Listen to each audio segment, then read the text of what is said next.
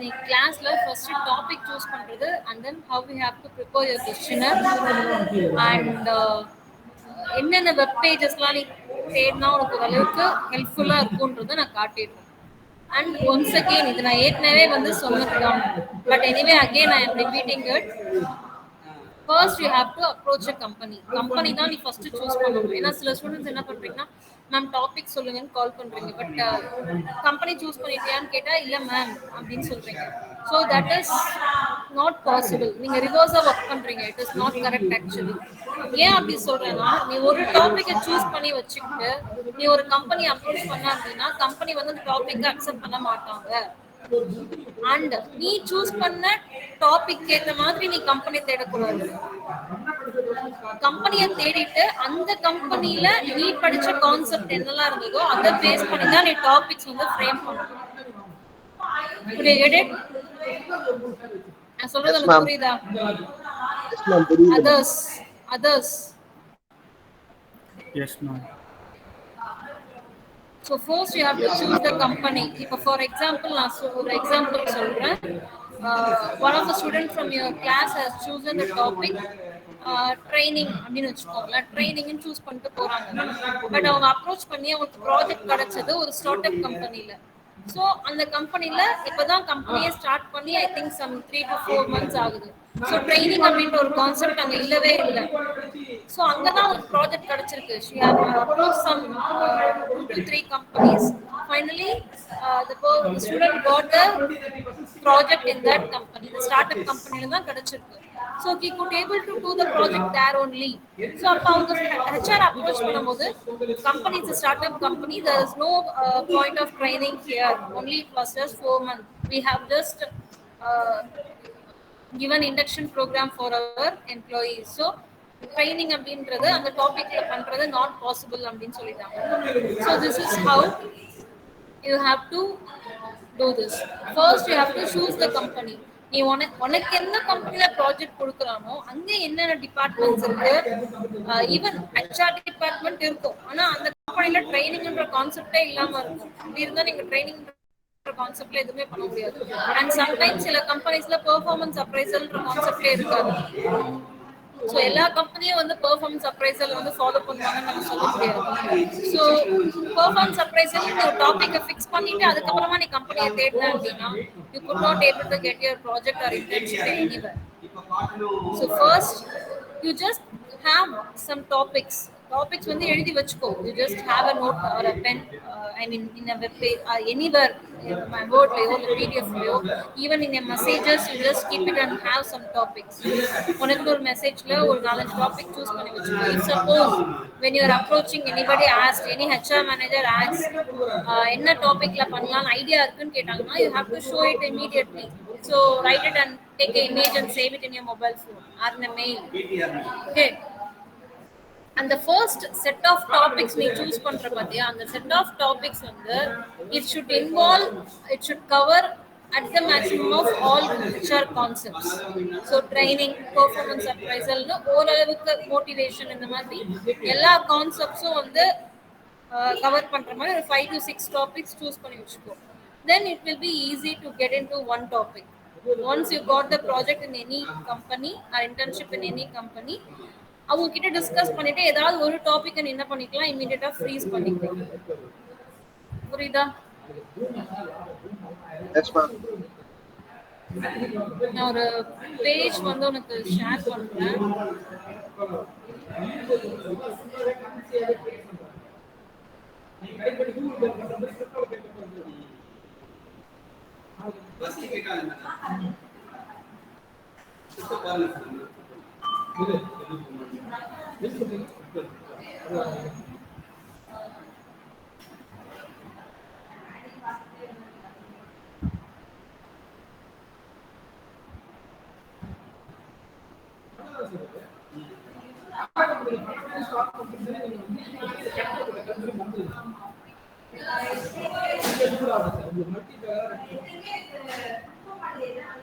நீங்க 3 மாசம் எடுக்கணும்.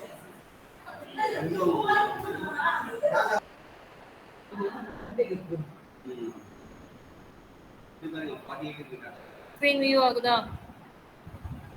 Yes, ma'am.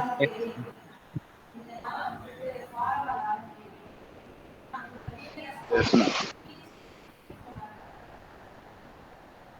ஸோ உன்னோட கூகுள் ஆப்பில் போயிட்டு HR project topics for UG students or HR marketing management or management topics for UG students அப்படின்னு போட்டனாலே you will get a list of topics actually. சரியா? But the thing is எல்லா டாபிக்ஸும் நீ கண்டிப்பா என்ன பண்ண முடியாது. That is not possible. UG level students நீ போட்டாலுமே அதுல எல்லாமே மிக்ஸ் அப் ஆகி தான் வரும். You have to read and find out. இப்போ நான் ஷோ பண்ற பேஜ் உனக்கு காட்டுது, ஐ மீன் விசிபிளா இருக்கா, கிளியர் வியூ இருக்கா? Yes, ma'am. ரீட் பண்ண முடியுதா?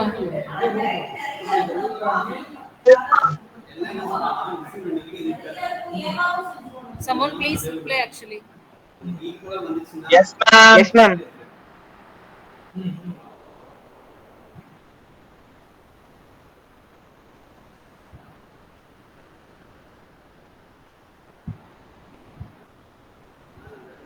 Could you able to view the screen?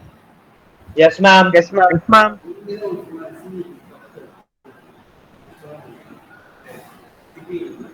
I want a reply from somebody. Ma'am, we are replying for such a long thing, ma'am. Yash, Ma'am, ma'am,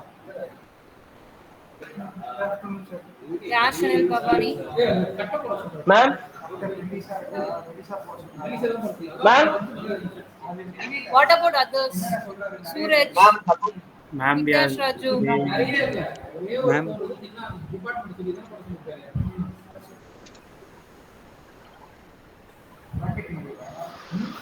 Ma'am, hello, ma'am. hello, ma'am, ma'am.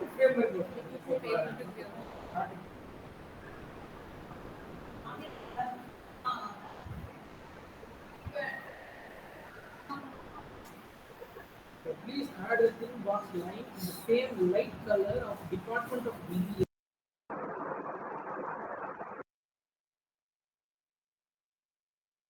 Text கலர்ல ஒரு box கொடுங்க.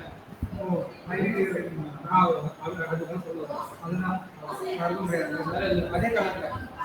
ஆமா ஆமா. Could you able to hear my voice? Yes, ma'am. Yes, ma'am. Yes, ma'am. Hello, ma'am. Hello.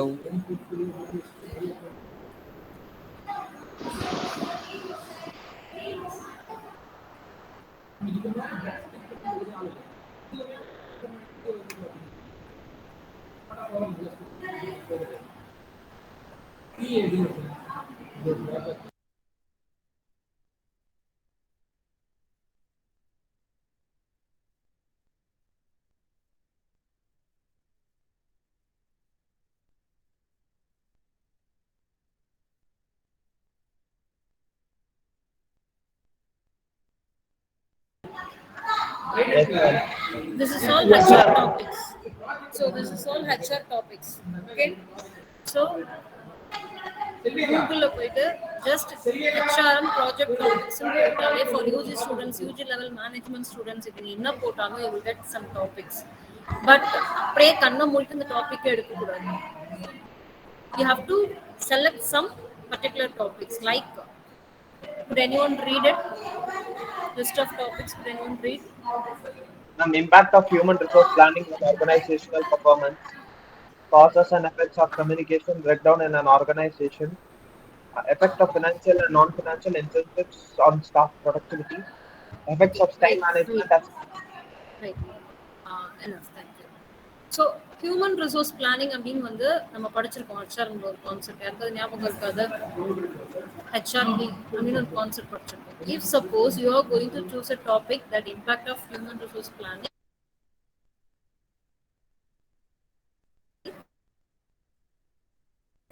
On as planning. நான் வந்து topic எழுதிட்டு தானே போக சொன்னீங்க, அதனால நானும் எழுதி வச்சுக்கிட்டேன்னு சொல்லி இந்த டாபிக் எடுத்துட்டு அப்படியே போகக்கூடாது. If suppose you are going to show something to others as a HR, to the HR manager, you should have some knowledge regarding the topic. So அவங்ககிட்ட காட்டும்போது, ஓகே நீங்கள் ஹெச்ஆர்பியில் பண்ண போறீங்களா, ஹெச்ஆர்பினா என்ன சொல்லுங்க அப்படின்னு கேட்டால் சொல்றதுக்கு தெரியணும். வாட் இஸ் ஹெச்ஆர்பி ப்ராசஸ்ன்னு கேட்டால் அதோட ப்ராசஸ் என்னன்னு தெரியணும். So if you're going to list out some 4 to 5 topics, first you want to know the basic meaning of the topic. So HRP na enna? Human resource planning is nothing but first we have to find out the vacancies and the planning the first enna? What is planning? Ma'am, planning is how we decide to do do a thing through a process, ma'am. What is How to set planning? process to, how to set a process to get to a goal, ma'am. Okay. So HRP planning in the sense, if suppose நம்மளோட college என்ன பண்ணுவாங்கன்னா January month வரும்போது ஒரு circular send பண்ணுவாங்க. எந்தெந்த ஸ்டாஃப்லாம் வந்து continue பண்ண போறீங்க, எந்தெந்த ஸ்டாஃப்லாம் வந்து you are going to apply for resignation or இல்லாட்டி நான் வந்து நோட்டீஸ் கொடுக்குறேன் அப்படின்ற மாதிரி யாராவது இருக்கீங்களா அப்படின்னு சொல்லி ஓவரால் த காலேஜ் எல்லா ஸ்டாஃப்க்கும் ஒரு சர்க்குலர் வரும். எதுக்காக அந்த சர்க்குலர் கொடுக்குறாங்க? So that they can plan for recruiting new teachers. Yeah. So anyway, our semester is going to end at the period of April or May. Okay. But on the Jan itself, they will send the circular. So we have to give our consent whether I am going to continue or I am going to discontinue the particular institution. So they inform பண்ணும்போது 3 months notice கொடுத்துட்டு then I have to work for the 3 months notice period and then only I have to move on to other institution or I have to move on from here.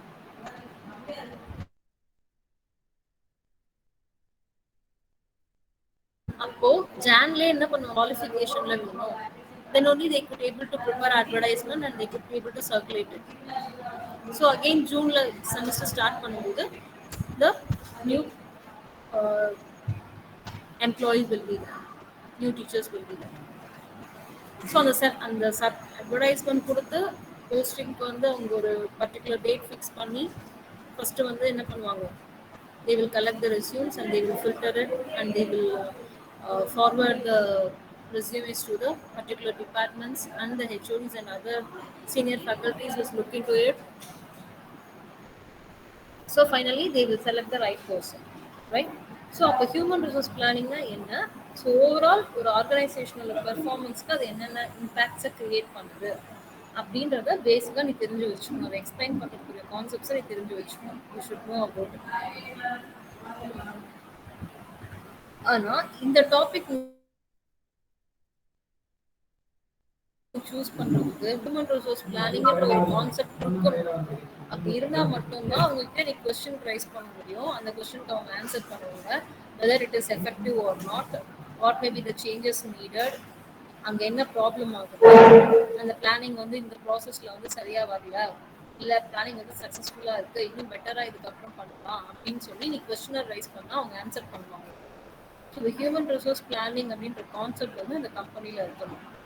And if suppose the company is a very large organization, so causes and effect of communication breakdown அப்படின்றது, if suppose the company is very large, surely there will be a problem like communication breakdown கண்டிப்பா ஏதாவது ஒரு இடத்துல இருக்கிறதுக்கு chances இருக்கு. So what it will cause, what may be the effect of communication breakdown, இந்த மாதிரி ஒரு கான்செப்ட் நீங்க பண்ணலாம். So communication is a very common topic, but that is only possible in the case of large organization. ரொம்ப சின்ன company அங்கே வந்து communication break டவுன்ன்றதுக்கு கண்டிப்பாக ஆல்மோஸ்ட் 80% or 90% சான்சஸே கிடையாது. And effect of time management is also common topic that will be there in almost all the companies. Then collective bargaining on industrial disputes, இதெல்லாம் வந்து கொஞ்சம் லீகலாக உங்களுக்கு போகும். So collective bargaining, trade unions அப்படின்ற கான்செப்ட்லாம் நீ நான் சொன்ன மாதிரி ஒரு பெரிய கம்பெனி ட்ரேட் யூனியன்ஸ் இருக்காங்கன்னா அங்கே நீ இதை பண்ணலாம், இல்லைன்னா நீ பண்ண முடியாது. And the impact of team work பண்ணலாம், and personality and its effects பண்ணலாம். Performance appraisal, training and development, career டெவலப்மெண்ட்லாம் நீ கம்பெனி அப்ரோச் பண்ணுற அந்த கான்செப்ட் அங்கே இருக்கான்னு தெரிஞ்சுக்கிட்டு அப்ரோச் பண்ணலாம். ஸோ ஒரு 5 to 6 டாபிக்ஸ் காமனாக இருக்கிற மாதிரியும் ப்ளஸ் பர்டிகுலராக நீ என்ன டாபிக் பண்ணணும்னு நினைக்கிறியோ அதையுமே மென்ஷன் பண்ணி எழுதி. Here, the staff training and development is involved for high employee performance in an organization. The effect of motivational incentive on the performance of employees. The effect of non-financial incentives. So financial incentives or effect மட்டும் தான் analyse பண்ண முடியல. Either காமனா motivational incentives ஒரு topic இருக்கலாம், இல்ல பர்டிகுலரா financial incentive ஓட எஃபெக்ட் இருக்கலாம், நான் financial incentive ஓட எஃபெக்ட் இருக்கலாம். பட் இப்போ இன்சென்டிவ்ன்ற கான்செப்ட்ல நீ போற அப்படின்னா அந்த கம்பெனில both suppose you are going to take the effect of non financial incentives. Non financial in the sense, so maybe giving awards like best employee of the year or a best employee of the month. So finance oriented இல்லாம promotion கொடுக்குறது, அதாவது பேல increment இருக்காது, but ஒரு நல்ல designation improvement promotion கொடுக்குறது. So இது வந்து அந்த கம்பெனியில் இருக்கணும், இந்த கான்செப்ட் வந்து அந்த கம்பெனியில் இருக்கணும். தென் only you could able to choose this concept. So this is the way you have to choose your topics. The same way, இதே மாதிரி தான் மார்க்கெட்டிங் மேனேஜ்மெண்ட் அப்படின்னு போட்டோம்னா again you will get our marketing project topics and போடும்போது you will get lot of topics. So effect of advertisements on brand performance and impact of market research. I think Akshay, are you there?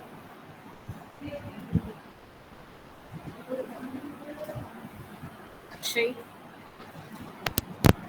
Yes, ma'am. you have talked about this topic, right? The impact of market research and Yes, achieving ma'am. organizational goal. So first நீ choose பண்ற கம்பெனில market research அப்படின்ற ஒரு concept இருக்கணும். Okay, ma'am. Then only you could able to find out whether with the help of the market இல்ல student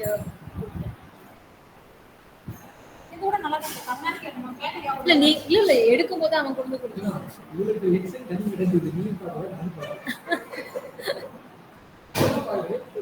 So market research அப்படின்ற concept இருந்தா மட்டும்தான் you could able to find out what type of market research they are actually doing and whether they could able to achieve their organizational goal with the help of the market research. ஒரு organizational goal achieve பண்றதுக்கு we are having so many factors, but one of the factor may be the market research. So அப்போ அந்த company வந்து அவங்க products manufacture பண்ணி அந்த மார்க்கெட்ல sale out பண்ணணும். அந்த செல் பண்றதுக்கு முன்னாடி மார்க்கெட்ல அதை சேல் பண்றதுக்கு முன்னாடி they should do some market research. இல்ல ஒரு ஸ்டார்ட் அப் கம்பெனி அவங்க ஸ்டார்ட் அப் பண்ணோடனே மார்க்கெட் ரிசர்ச் பண்ணி தான் அவங்க ப்ராடக்ட்டை லான்ச் பண்ணாங்க அப்படின்னா அதை வச்சு நீ பண்ணலாம். Okay, ma'am. பட் ஆனால் நீ கலெக்ட் பண்ண போற பார்த்தியா கொஸ்டினர் அப்படின்றது கண்டிப்பா மினிமம் ஆஃப் 50 to 70 ரெஸ்பாண்டன்ஸ் இருக்கணும். உன்னோட கொஸ்டினருக்கு ஆன்சர் பண்றவங்க மினிமம் 50 to 70 இருக்கணும். ஸோ அது வந்து மார்க்கெட்டிங் ஸ்டூடெண்ட்டாக இருந்தாலும் சரி, ஹெச்ஆர் ஸ்டூடெண்ட்டாக இருந்தாலும் சரி. ஸோ 50 to 70 அப்படிங்கும்போது இப்போ நீ மார்க்கெட்டிங் ரிசர்ச் அப்படின்ற கான்செப்டில் பண்ணுற அப்படின்னா நீ பண்ணுற ஆர்கனைசேஷன் பெரிய ஆர்கனைசேஷனாக இருக்கணும். Should be large organisation. Then only managerial லெவலில் இருப்பாங்க இல்லையா, அவங்களே வந்து ஒரு 50 எம்ப்ளாயிஸ் இருக்கும், 50 ஸ்டாஃப்ஸ் இருக்கும். ஏன்னா லோயர் லெவல் எம்ப்ளாயிஸ்ட்ட நீ கேட்குற கொஸ்டின் அவங்களுக்கு புரியாது. லோயர் லெவல் மேனேஜ்மெண்ட்ல இருக்கவங்க கிட்ட போயிட்டு நீ மார்க்கெட்டிங் ரிசர்ச் பற்றி பேசினா அவங்களுக்கு என்ன கான்செப்ட்னே புரியாது. ஸோ மார்க்கெட்டிங் ரிசர்ச்சை புரிஞ்சுக்கிட்டவங்களா இருக்கணும். Same time organisational goal achieve பண்ணுறதுக்கு அது ஒன் ஆஃப் த ஃபேக்டர்ன்றது புரியணும். நீ கேட்குற கொஸ்டின் அவங்களுக்கு புரியணும்.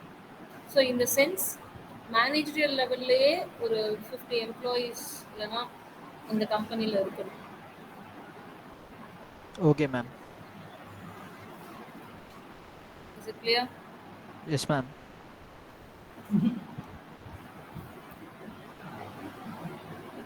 So these are various list of topics available. Again, marketing students அதை check பண்ணணும்.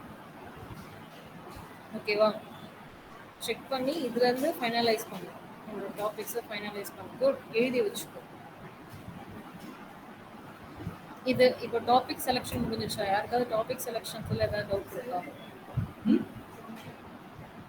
Shall we move to the next thing? Yes, ma'am. Yes, ma'am. Yes, ma'am. கூகுளில் போயிட்டு கூகுள் ஸ்காலர்னு போடு. ஓகேவா? Google scholar.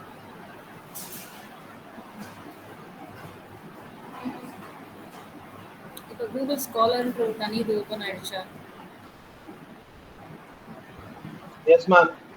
ஸோ இதில் உன்னோட டாப்பிக்கை டைப் பண்ணு. ஃபார் எக்ஸாம்பிள் நான் வந்து சிம்பிளாக உனக்கு சொல்கிறேன். கஸ்டமர் சாட்டிஸ்ஃபேக்ஷன் அப்படின்னா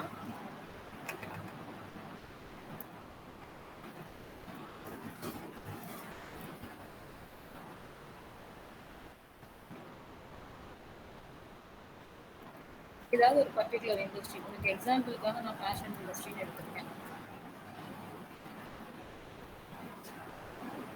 இதில் இருக்கிற எல்லாமே வந்து பேப்பர்ஸ், ரிசர்ச் பேப்பர்ஸ். ஓகேவா? அட்லீஸ்ட் மினிமம் ஒரு 4 to 5 ரிசர்ச் பேப்பர்ஸ் அதை ரீட் பண்ணணும். It increases your knowledge actually. இதுக்குள்ள நிறைய டாபிக்ஸ் கிடைக்கும் உனக்கு. நீ வெறும் கஸ்டமர் சாட்டிஸ்ஃபேக்ஷன் தான் போடுறோம், ஆனாலும் உள்ள நிறைய வந்து டாபிக்ஸ் கிடைக்கும்.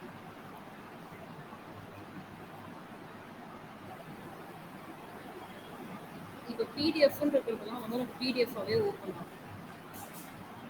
ஸோ அதிலே வந்து உனக்கு ஒரு பர்டிகுலர் பேப்பரோட ஃபார்மேட் என்னன்றது இருக்கும். இந்த சேம் ஃபார்மேட் நம்ம யூஸ் பண்ண போகிறது இல்லை, பட் எனிவே ஆல்மோஸ்ட் இதில் இருக்கிற மாதிரி இன்ட்ரடக்ஷன் அண்ட் லிட்ரேச்சர் வியூஸ் இதெல்லாமே நம்ம யூஸ் பண்ணணும். ஸோ இப்போ இதில் இவங்க எதை பற்றிலாம் பேச போகிறாங்க அப்படின்றதுல ஃபஸ்ட்டு ஜென்ரல் கான்செப்ட்ஸ் எல்லாமே இதில் கொடுத்துருவாங்க. ஸோ பிராண்ட் லாயல்ட்டி பற்றி பேச போகிறாங்க, கஸ்டமரோட பர்ச்சேஸ் இன்டென்ஷன் பற்றி பேச போகிறாங்க, அண்ட் பர்சீவ் குவாலிட்டி பற்றி டிஸ்கஸ் பண்ணுறாங்க.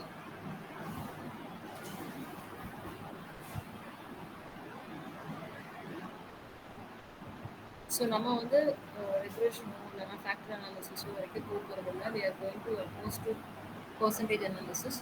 பட் கைடு உன்னோட கைடு வந்து உனக்கு ஓகே பண்ணாங்க, உனக்கு கைட் பண்ணாங்கன்னா you can do the analysis part in a different way. Statistical tools use பண்ணி நீ அனாலிசிஸ் யூஸ் பண்ணலாம். ஓகேவா?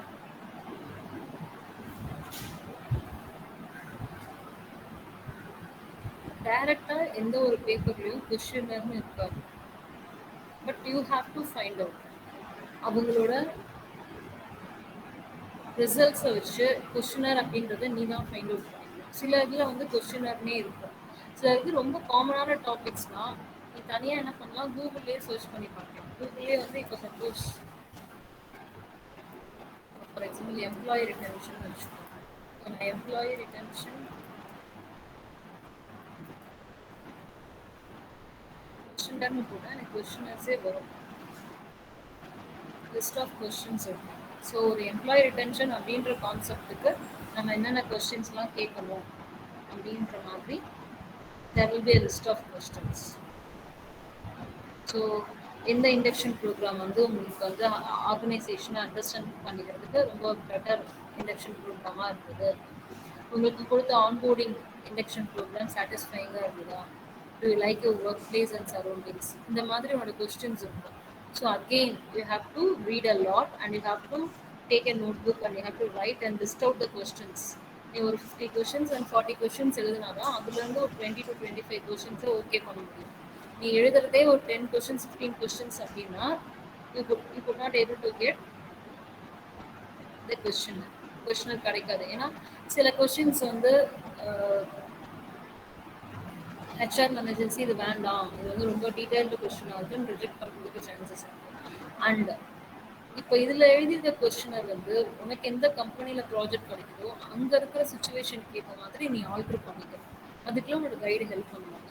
ஸோ ஃபர்ஸ்ட் செட் உன்னோட டாபிக், உன்னோட company and the questionnaire, basic set of questionnaire. ஒரு டாப்பிக்கு என்னென்ன கொஸ்டின்ஸ்லாம் நீ ஒரு எம்ப்ளாயீஸ் கிட்டே கேட்கலாம், இல்லைனா ஒரு கஸ்டமர்ஸ் கிட்ட நீ கொஸ்டின் பண்ணலாம். உன்னோட டாபிக் ஓரியன்ட் கொஸ்டின்ஸ் அதை ஒரு நோட் புக்கில் எழுதிக்கலாம்.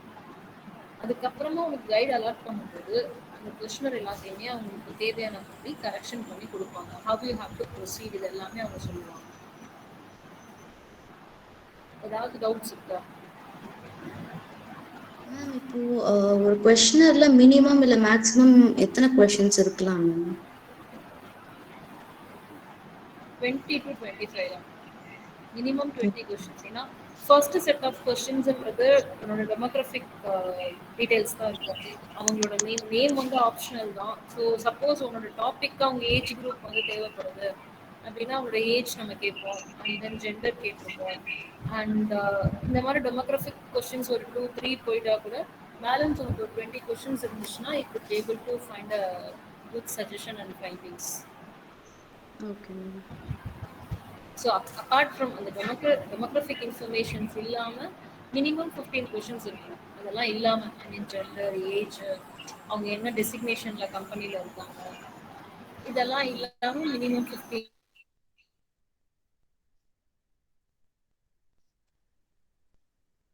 கொஸ்டின்ஸ் இருக்கும் 1-5. Okay ma'am. ஸோ இந்த 15 கொஸ்டின்ஸ் அப்படின்றது நிறைய சைட்ஸ் இருக்கும். இப்போ நான் வந்து எம்ப்ளாயி ரிட்டன்ஷன் போட்டேன்னா ஃபர்ஸ்ட் சைட்டை நான் உனக்கு ஓப்பன் பண்ணி ஷேர் பண்ணியிருக்கேன். But again you will have a list of sites. Employee retention question, sample survey, இந்த மாதிரி நிறைய இருக்கும். ஒன்னொன்னையும் ஓப்பன் பண்ணி பாரு. ஒன்னொன்னுலையும் நிறைய different types of questions இருக்கும். அது you just find out some, you list out some questions. ஒரு 40 questions எழுதி வச்சுக்கோ, then it will be useful. அதில் உனக்கு எது வேணும் வேணான்றதை நீ கைட் கிட்ட கேட்டு டிசைட் பண்ணிக்கலாம். இதெல்லாம் சம்டைம்ஸ் கம்பெனியில் இருக்கிற ஹெச்ஆர் மேனேஜரே உங்களுக்கு கைட் பண்ணுறாரு அப்படின்னா கம்பெனிலே கூட நீ வந்து யூ கேன் கெட் இட். அதில் நீ வந்து ஃபில்டர் பண்ணிக்கலாம், கொஸ்டின்ஸ் ஃபில்டர் பண்ணிக்கலாம். த சேம் திங் நீ இமேஜஸில் போனாலும் you will get list of questions. இமேஜஸ்லேயும் உனக்கு கிடைக்கும், கொஸ்டின்ஸ் கிடைக்கும். நீ அதையுமே பார்த்து உன்னோட கொஸ்டினர்ஸ் வந்து நீ எழுதிக்கலாம். But you have to work. ஒரு 1 டே வந்து நீ சிஸ்டமில் உட்காந்து ஒரு டாபிக், அந்த டாபிக் ரிலேட்டடான உள்ள பேப்பர்ஸு அண்ட் அதுக்கான கொஸ்டின் இதெல்லாம் டவுன்லோட் பண்ணி வச்சுக்கோயேன். அண்ட் தென் எஸ்பெஷலி அந்த கூகுள் ஸ்காலருக்குள்ளே போயிட்டு நீ என்ன டாபிக் பண்ண போறியோ அந்த டாபிக் ரிலேட்டட் பேப்பர்ஸ் எடுத்துக்கோ, உனக்கு யூஸ்ஃபுல்லாக இருக்கும். Okay ma'am. ஸோ இப்போ வந்து அது ஃபுல்லாக நான் டைப் பண்ணி ஒரு A4 ஷீட் மாதிரி நான் கொடுத்து நான் வந்து இப்போ யார்கிட்ட கேட்கணுமோ எம்ப்ளாய் கிட்ட அவங்க கிட்ட வந்து நான் சர்க்குலேட் பண்ணணும். ஆமா, எய்தர் நீ இப்போ நீ உனக்கு மேனேஜரல் லெவல்ல தான் நீ பண்ண போற அப்படின்னா அவங்களோட மெயில் ஐடிஸ் வாங்கிட்டு நீ காமனா அவங்களோட மெயிலுக்கு கூட கூகுள் ஃபார்ம் போட்டுடலாம். நீ வந்து பேப்பர் பிரிண்ட் அவுட் எடுத்து அதை சப்மிட் பண்ணணுன்றது அவசியம் கிடையாது. If suppose they are enough to handle Google form, அவங்க அந்த அளவுக்கு நாலேஜபிளாக தான் இருக்காங்க. அண்ட் கம்பெனியும் வந்து எல்லாரோட எம்ப்ளாயிஸோட இமெயில் ஐடியோ இது வந்து கொடுப்பாங்க அப்படின்னா நீ அவங்களோட இமெயில் ஐடிஸ் மட்டும் கலெக்ட் பண்ணிட்டு நீ அவங்களுக்கு வந்து கூகுள் ஃபார்ம் கலெக்ட் பண்ணிக்கலாம். இல்லை வாட்ஸ்அப் குரூப் ஏதாவது இருக்குன்னா நீ அதில் கூட வந்து உங்களோட கூகுள் ஃபார்ம் கலெக்ட் பண்ணிக்கலாம். இல்லை மேம், இப்போ அப்படி நாட் பி த பிரிண்டட். இன்னொரு டவுட் மேம், இப்போ வந்து நம்ம கொஸ்டினர் வந்து எல்லாமே முடிச்சிடுறோம், ஐ மீன் டேட்டா கலெக்ட் பண்ணிக்கிறோம். அது கழிச்சு அதை வந்து ப்ராஜெக்ட் அதை வந்து எப்படி மேம் ஒரு அவுட்புட்டாக கொடுக்கறது, அதை பற்றி ஒரு கிளியர் பிக்சர் இல்லை மேம்.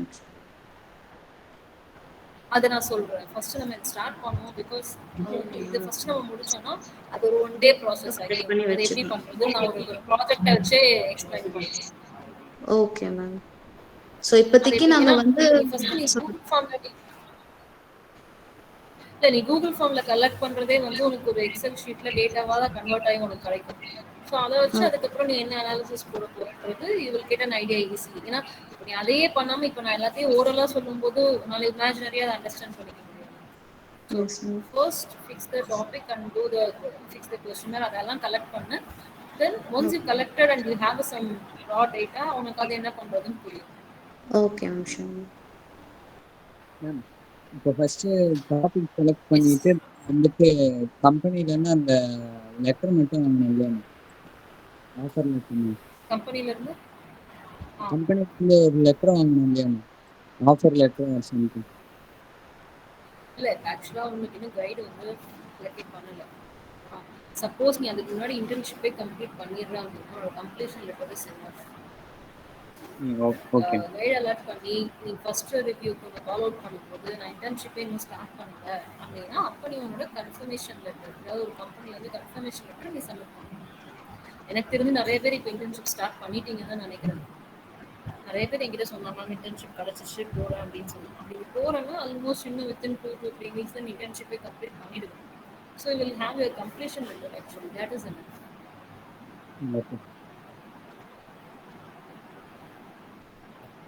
Any other queries?